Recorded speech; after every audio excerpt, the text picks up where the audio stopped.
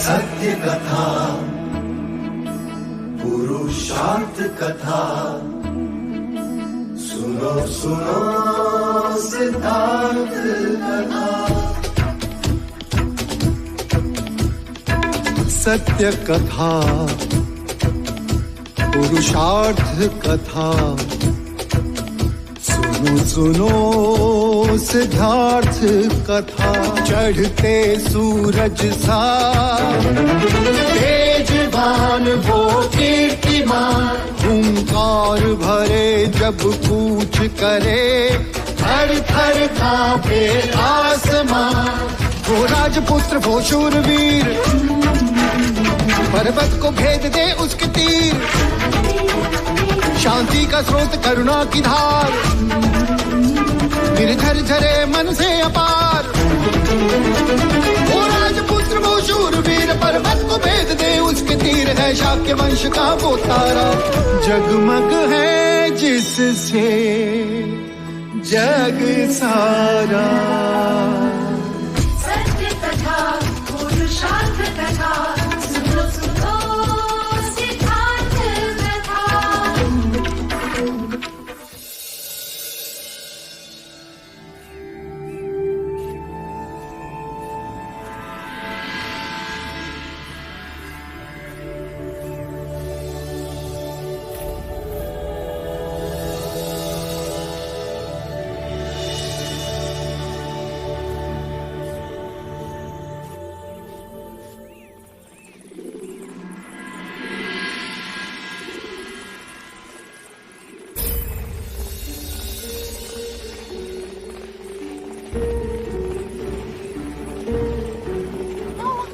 चन्ना आ गया, चन्ना अकेले आ गया। चन्ना युवराज कहाँ है? क्या बोल रहे हो? क्या वो पद पर है? बताओ चन्ना बताओ। क्या वो सचमुच वानप्रस्थ हो गए? अरे कुछ तो बोलो, खामोश क्यों हो? युवराज कहाँ है चन्ना?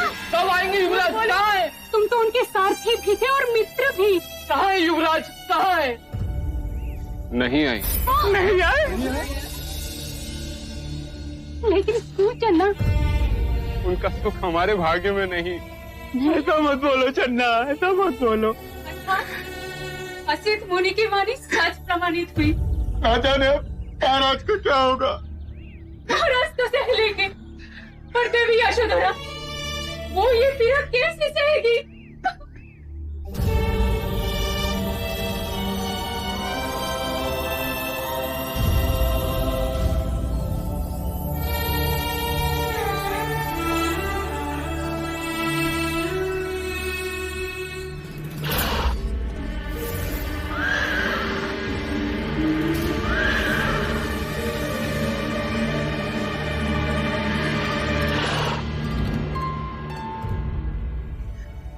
लगता है चन्ना के साथ वो आ गए। कंतक नीचे खड़ा है।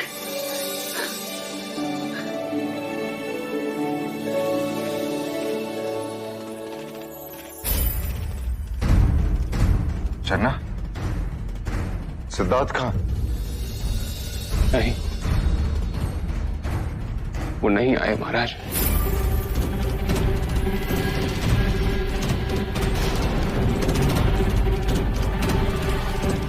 मैंने विनती की, परंतु वो अपने निर्णय पर अडिग थे। मैंने उनके साथ जाने की अनुमति भी मांगी, परंतु उन्होंने मना कर दी और कहा, मेरे प्रश्नों के उत्तर मिलते ही मैं लौट आऊंगा। महाराज से कहना। क्या क्या चलना? युद्ध किसी प्रश्न का हल नहीं होता।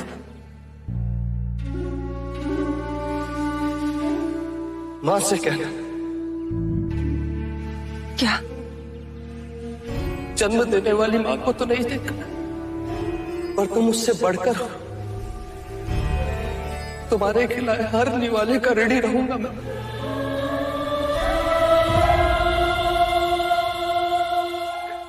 और मंगला काकी से कहना राज्याभिषेक तो अवश्य होगा। सिद्धार्थ का तो ज्येष्ठ देवदत्त का।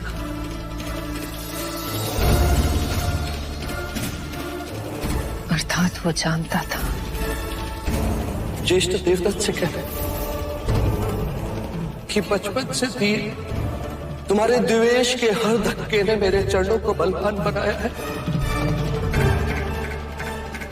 मैं जानता हूं तुम मुझसे अति स्नेह करते हो।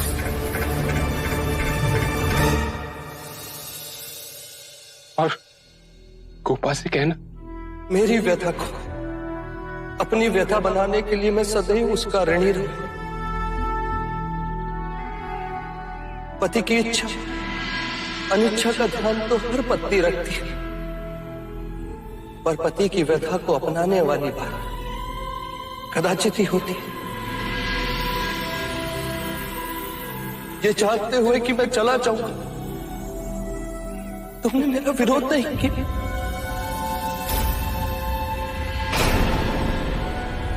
यदि मैं अपने संकल्प में सफल हुआ तो समग्र मनुष्य जात तुम्हारे इस त्याग की ऋणी रहेगी।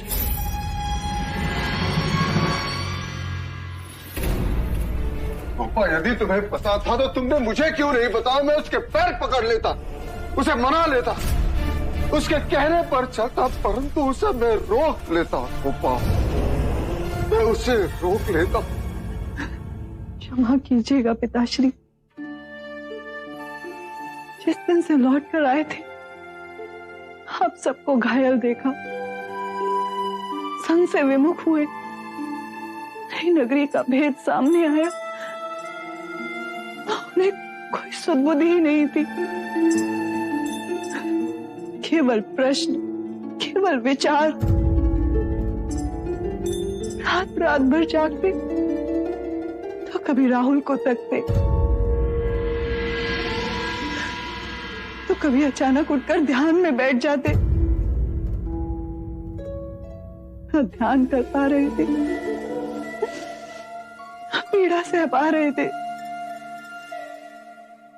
और मैं उनकी वो पीड़ा देख ना पाई।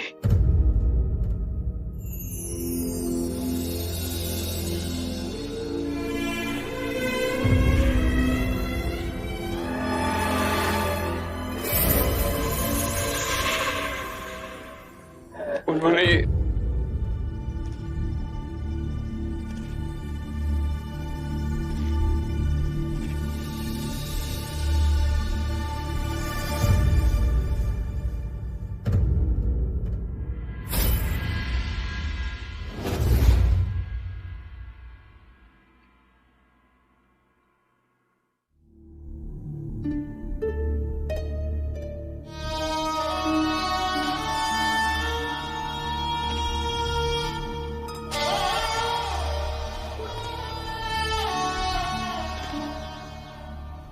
ये तुमने क्या किया पुत्र? ये तुमने क्या किया?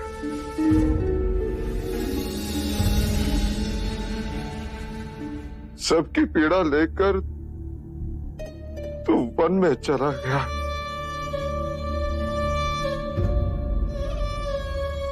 परंतु तुम्हारी पीड़ा लेकर हम कहां जाए पुत्र? हम कहां?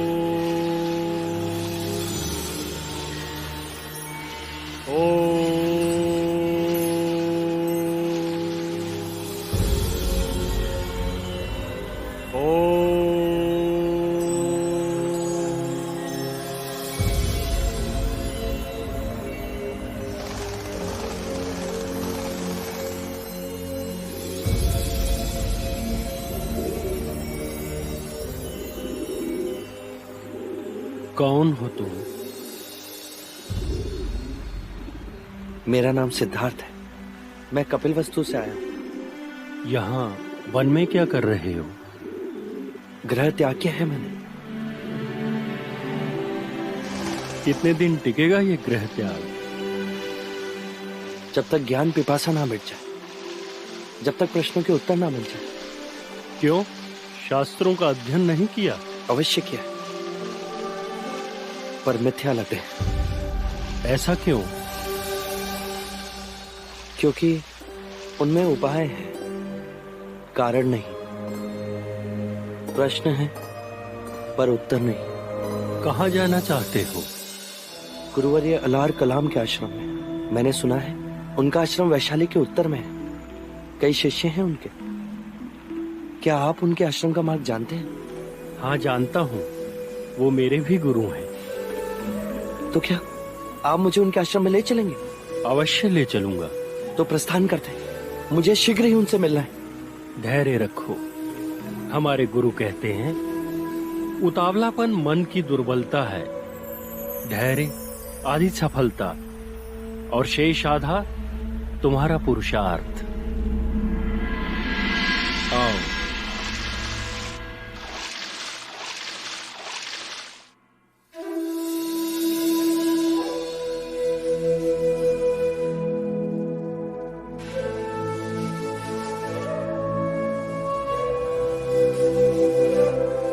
मुझे इतने आभूषण पहनाती है कि अब तो मैं ढंग से खेल भी ना सकूंगा।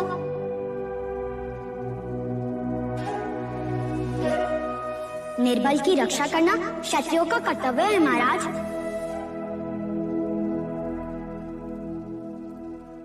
मेरी इच्छा में जब भी तुम्हें देखूं एक क्षत्रिय की तरह अपने शस्त्र के साथ देखूं। इसका भार मैं नहीं उठा सकता। युद्ध से कभी किसी को कुछ प्राप्त नहीं होता। चाहे लाख जतन कर ले राजन, तेरा पुत्र सन्यासी ही बने। लक्षण चाहे जो भी हो मुनिवर, बनेगा ये योद्धा ही, थामेगा ये तलवार ही। तलवार से केवल राज जीते जाते हैं, तेरा पुत्र मन जीतेगा। युद्ध से केवल सीमाएं बदलती हैं, तेरा पुत्र युग बदलेगा। यदि ये लेख विधाता का है मुनिवर, तो मैं उससे भी लड़ पड़ूंगा। इतनी राग रागिनियां भर दूंगा उसके चारों तरफ कि वैराग्य का विचार भी उसे स्पर्श लगेगा। यशोधरा के रहते सिद्धार्थ वैरागी बन ही नहीं सकता। असित मुनि की भविष्यवाणी अब झूठी प्रमाणित होगी। तो चले गए। हाँ? हमेशा के लिए चले गए। मैं हार गया। जब तक मेरे प्रश्नों के उत्तर नहीं होते मैं नहीं आऊंगा।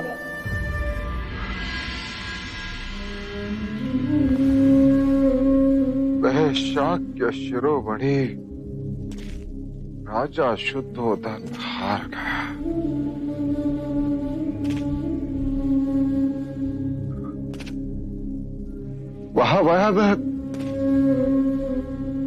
वह पराजित हो गया। असित मुनि जीत गए। तेरा पुत्र सन्यासी बने। महाराज सिद्धार्थ सन्यासी बन गए। देखो सब लोग हंस रहे। संपूर्ण भारतवर्ष हंस रहा है। देखो शाक्य राजा शुद्धोधन, पिता शाक्य शिरोमणि और पुत्र शाक्य मुनि।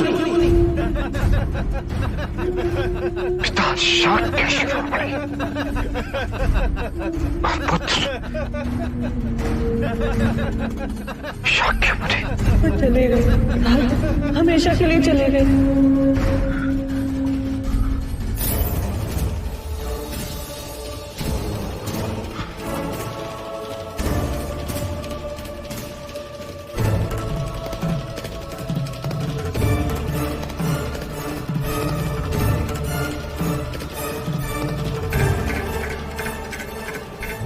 पराजित को जीवित रहने का अधिकार नहीं होता। ये क्या कर रहे हैं? छोड़ दो प्रजापति, अपने पराजय का दंड भुगत रहा। घर से जी न सकूंगा इसलिए मृत्यु स्वीकार रहा। आप दंड भुगत रहे या हम सबको दंड दे रहे हैं? सोचा है आपने कि आपके बाद नंद, मेरा, राहुल और यशोधरा का क्या होगा? आपके बिना शाक्य गणतंत्र का क्या होगा? बिगड़ जाएगा राज्य, परिवार।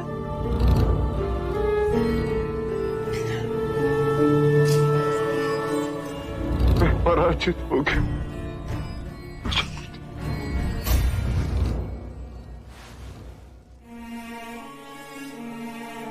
एक मुनि की वाणी ने मुझे पराजित कर दिया।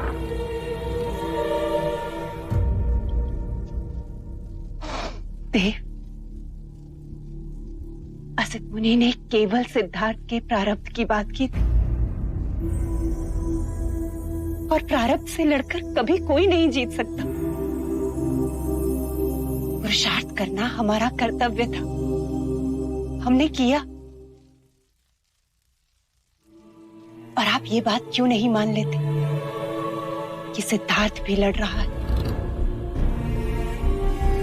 रणभूमि में नहीं, मनोभूमि में, शत्रु से नहीं, भावनाओं से।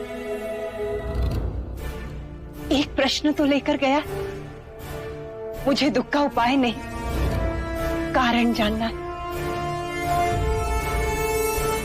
और जिस दिन वो लौट कर आएगा और आपको नहीं देखेगा, तो क्या स्वयं को दोषी न ठहराएगा? क्यों हम उसकी ग्लानि को और बढ़ाएं दें? सिद्धार्थ सारे जगत का कल्याण करेगा। अब इसी बात को मान ले और उसकी प्रतीक्षा करें और कहें कि जो पुत्र रात के अंधेरे में गया था, सूरज लेकर वापस आया है। स्वयं पर विश्वास रखिए महाराज, और प्रतिज्ञा कीजिए कि आज के पश्चात ये विचार कभी आपके मन में ना आएगा।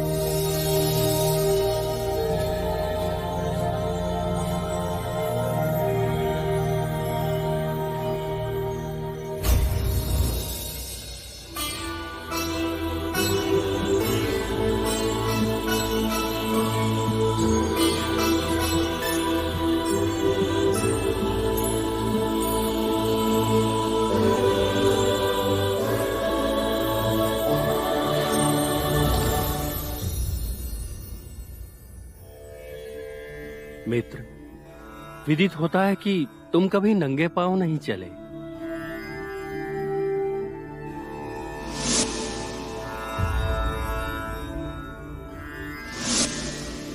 और कदाचित तुम्हें वन में चलने का अभ्यास भी नहीं है।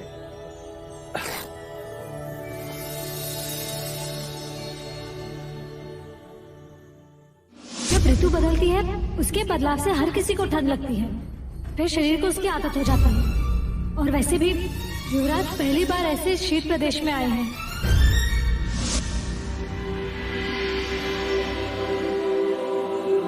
अब जब मार्ग चुन ही लिया है, तो पैरों को चलने का अभ्यास भी हो जाएगा। कुछ क्षण यहीं रुक जाते हैं। हमें चलना चाहिए।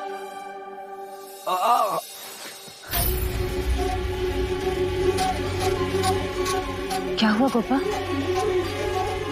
कोई स्वप्न देखा? न जाने स्वप्न था या सच। वहां अचानक पैरों में जोरों की पीड़ा हुई, मानो जैसे कोई कांटा चुभा हो। अब तो ठीक है? नहीं माँ, और मेरे सपने मुझे सदा पीड़ा देते हैं। उनके जाने से पहले भी एक बार ये अनुभूति हुई थी जैसे वो कहीं खो गए हैं और मैं उन्हें ढूंढ रही हूँ। अरे सिद्धार्थ, हमें छोड़ के मत जाओ सिद्धार्थ। और आज ये पीड़ा, वो ठीक तो होंगे ना माँ? हाँ गोपा, जो दूसरों की खुशी के लिए स्वयं को पीड़ा देता है, ईश्वर उसकी सारी पीड़ा ले लेते। वो लोक कल्याण हेतु गया, माँ अभया उसकी रक्षा करेंगी। हाँ, उनकी रक्षा करेंगी ना? हाँ गोपा, हर माँ अपने पुत्र की रक्षा करती है।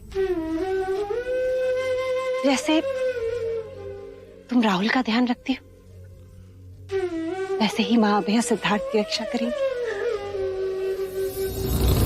मुझे उनकी बहुत चिंता हो रही है माँ। गोपा, रात चाहे कितनी ही लंबी हो, उजाला तो होता ही है। सोचो।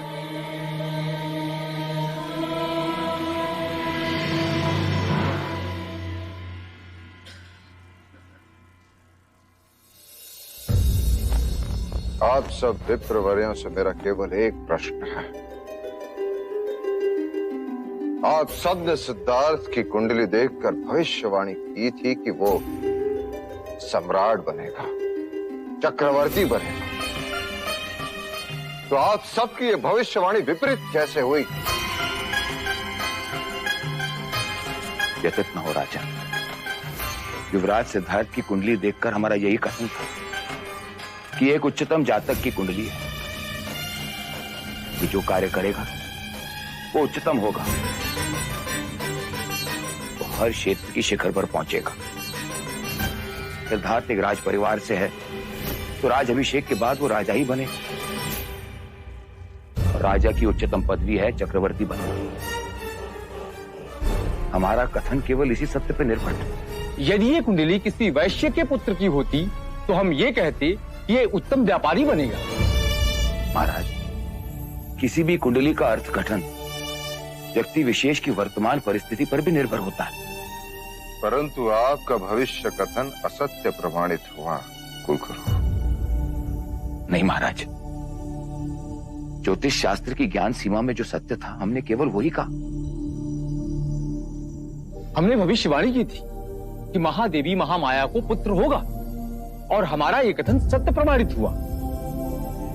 युवराज के जन्म के समय भी हमने यही कहा था कि कुंडली बलवान है, जातक जिस मार्ग पे जाएगा उसके शिखर तक पहुंचेगा। परंतु वो चक्रवर्ती नहीं, संन्यास के मार्ग पर चला गया है कुलगुरु। राजन, हमारे यहाँ सन्यासी और ऋषि मुनि राजा से भी अधिक पूजनीय है। उस मार्ग पे भी सिद्धार्थ प्रसिद्धि की उच्चतम पदवी प्राप्त करेंगे। तथास्तु, कदाचित करे भी। परंतु मेरे सामने अब यक्ष प्रश्न यही है कि सिद्धार्थ को चक्रवर्ती बनाने के प्रयास में मैंने कई भूल कर दी है। सबसे बड़ी भूल नई नगरी। कितने लोगों को पीड़ित कर दिया, उन्हें दुखी किया, कितने कुटुंबों को उजाड़ दिया।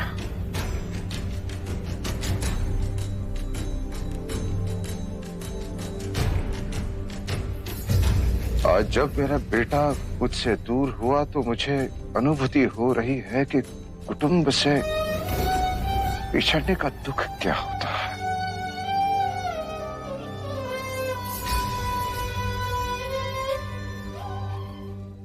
वृद्धत्व क्या होता है। तो क्यों ना इस भूल को भुला दिया जाए, कपिल वस्तु और नई नगरी की सीमाओं को मिटा दिया जाए, पिछड़ों को पुनः बुलाया जाए, सब एक हो जाएं। महाराज, कदाचित युवराज सिद्धार्थ राजा होते तो सबसे पहला कार्य वो यही करते।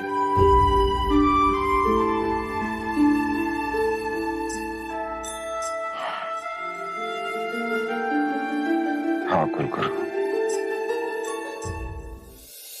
तुमने सत्य ही कहा था मित्र। जब मार्ग चुन ही लिया तो पैरों को चलने का अभ्यास भी हो जाएगा। पर इतने वेग से भी आगे मत बढ़ना कि मैं पीछे ही छूट जाऊं। यदि ध्यान में भी इतनी गति पकड़ी तो अवश्य ही तुम मुझसे बड़े सन्यासी बन जाओगे।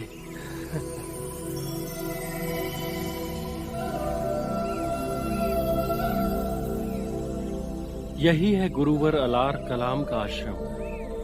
क्या गुरुवर अलार कलाम मुझे अपना शिष्य बनाएंगे? हाँ हाँ, क्यों नहीं, अवश्य बनाएंगे। यदि तुम उनकी परीक्षा में उत्तीर्ण हुए तो। समाधि मार्ग में जितना उनका अध्ययन है किसी का नहीं।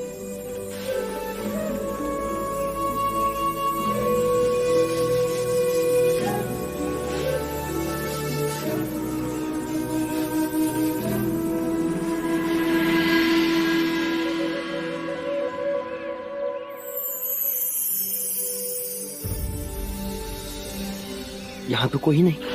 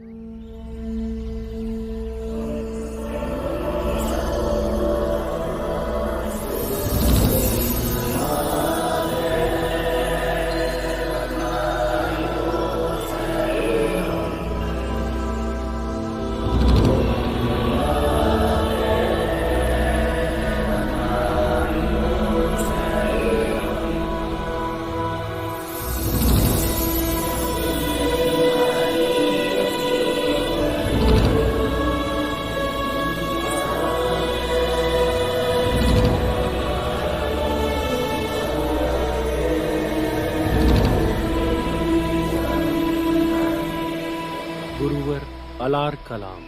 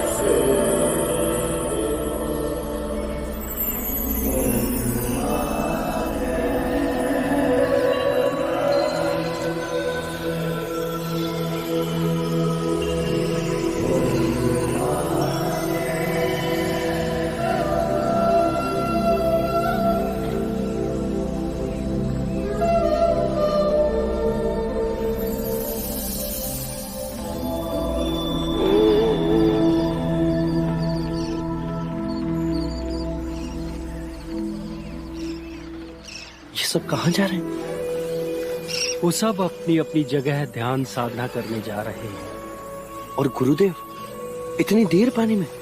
वो उनके ध्यान का अभ्यास है, उसे समाधि योग कहते हैं। प्राणायाम की शक्ति। वो कुछ समय तक सांस रोक के पानी में साधना करते हैं। तो मुझे अभी गुरुवर्य के पास ले चलो। जहाँ इतनी प्रतीक्षा की, कुछ देर और। जब गुरुवर्य अपने आसन पर विराजमान होंगे तभी उनसे मिलना उचित है।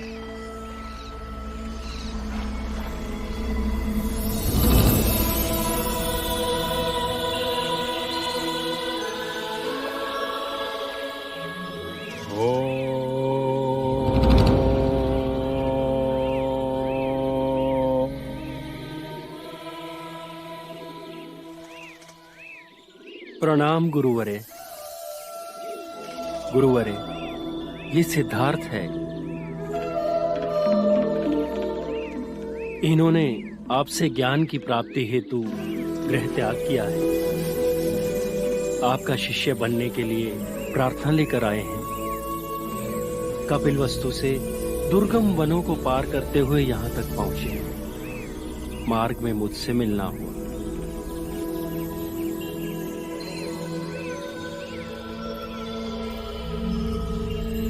प्रणाम गुरुवर्य।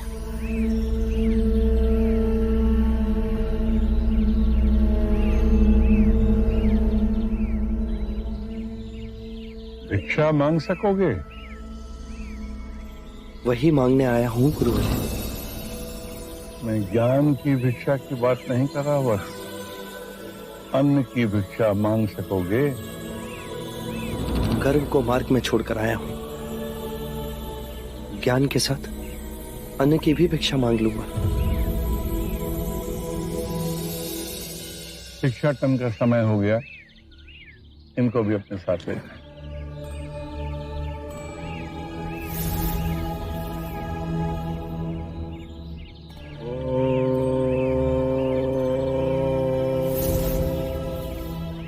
गुरुवर्य ने मुझे अपना शिष्य स्वीकार नहीं किया।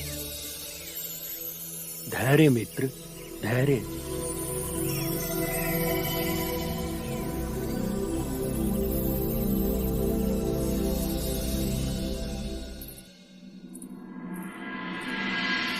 अमिता!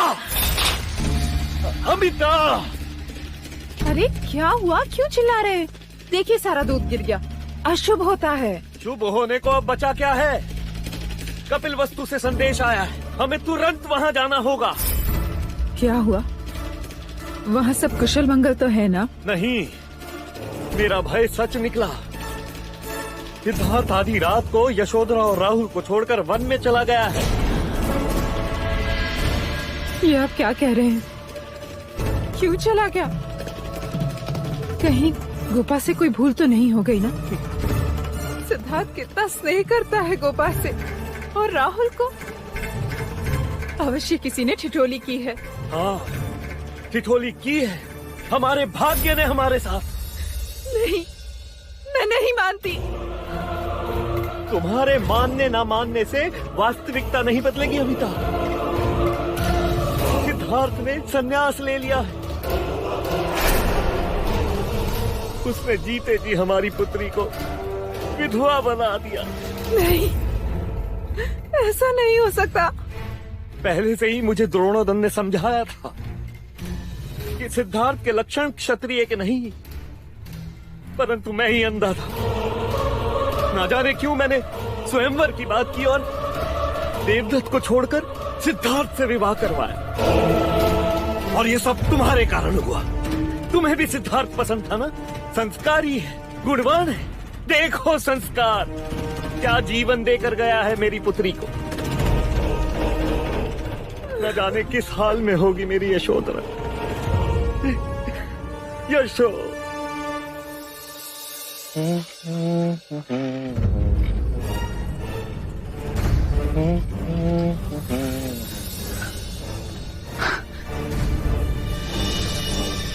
तुम? राहुल रो रहा था और तुम सो रही।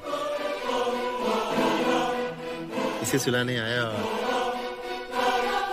तुम्हें सोता देखकर आंख अटक गई।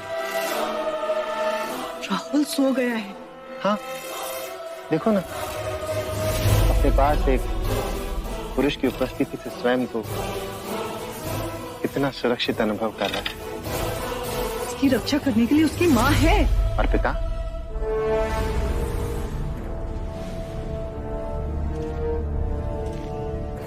विधि का विधान देखो यशो। एक दिन यही चुनर तुम मेरे हाथ से छुड़ा कर भागी थी। तुम्हें चुनर उड़ाने वाला आज तुम्हें अंधेरे में छोड़ के चला गया। मेरे लिए चिंतित होने की आवश्यकता नहीं है ज्येष्ठ। मेरी चिंता करने के लिए महाराज और महादेवी हैं।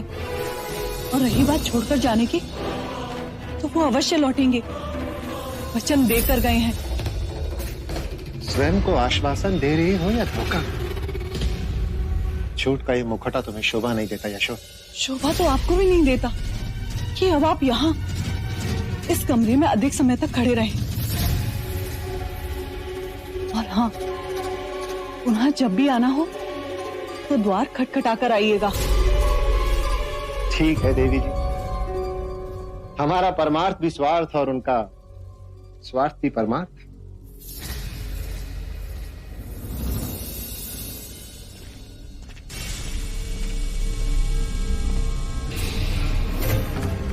जाते हुए एक बात कह के जाना चाहता हूं।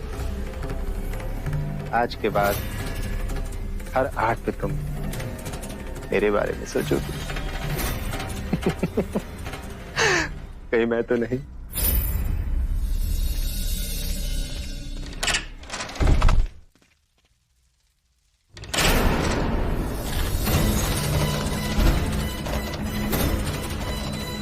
भूल से तुम्हारी चुनर अपने साथ ले गया था।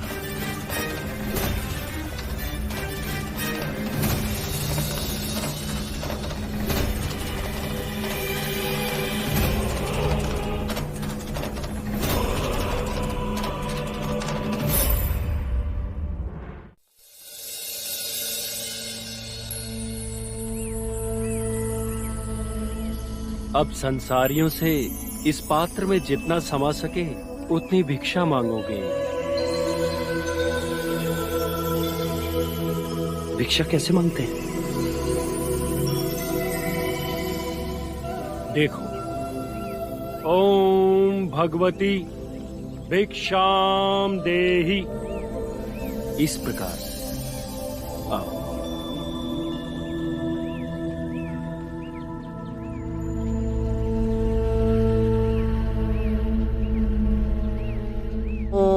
भगवती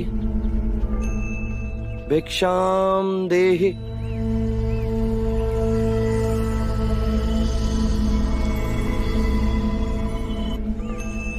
सुखी भवन्तु।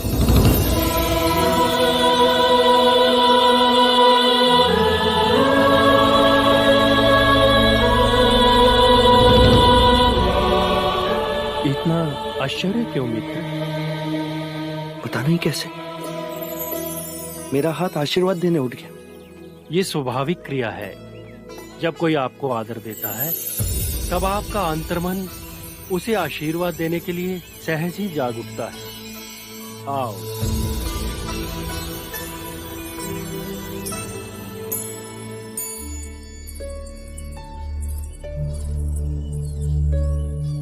यशोधरा, क्या हो? तुम आज फिर भोजन करने नहीं आए? महाराज भी पूछ रहे थे। अब भोजन की रुचि नहीं रही माँ।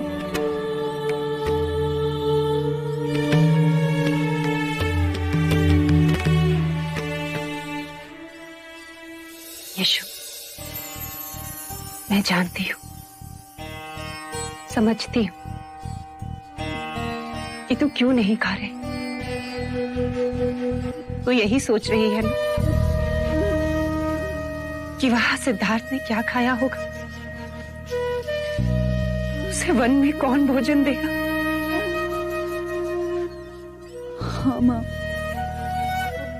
वो वहां भूखे दिन बिताए और मैं यहाँ मनपसंद खाना खाऊं, ये अनर्थ नहीं। पर वो कहकर गया है, मैं लौट कर आऊंगा, मेरी प्रतीक्षा करना। तो प्रतीक्षा करने के लिए जीवित तो रहना ही होगा ना। यशो, स्वयं के लिए नहीं नासे, पर राहुल के लिए तो जीवित रहना ही होगा। तो सांसों के लिए तू कौन? ओम भगवती भिक्षाम देहि।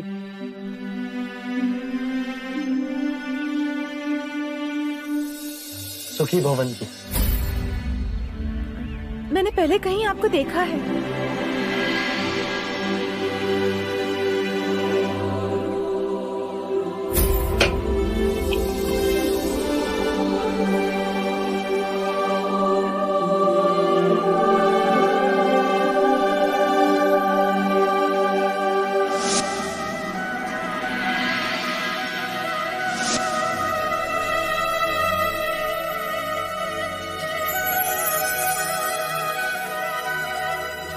आप तो कपिलवस्तु के युवराज सिद्धार्थ गौतम हो ना? शाक्य युवराज सिद्धार्थ गौतम? मैं आपके विवाह में देवी आम्रपाली के साथ कपिलवस्तु आई थी, पर आप भिक्षा क्यों मांग रहे हैं? भीतर चलकर भोजन करिए। देवी आम्रपाली ने जाना तो बहुत क्रोधित होंगी वो मुझ पे। देवी, मैं युवराज नहीं, भिक्षुक हूँ। मेरा भीतर जाकर भोजन करना उचित नहीं। मुझे क्षमा करें, आश्रम पहुंचने का समय हो चुका है।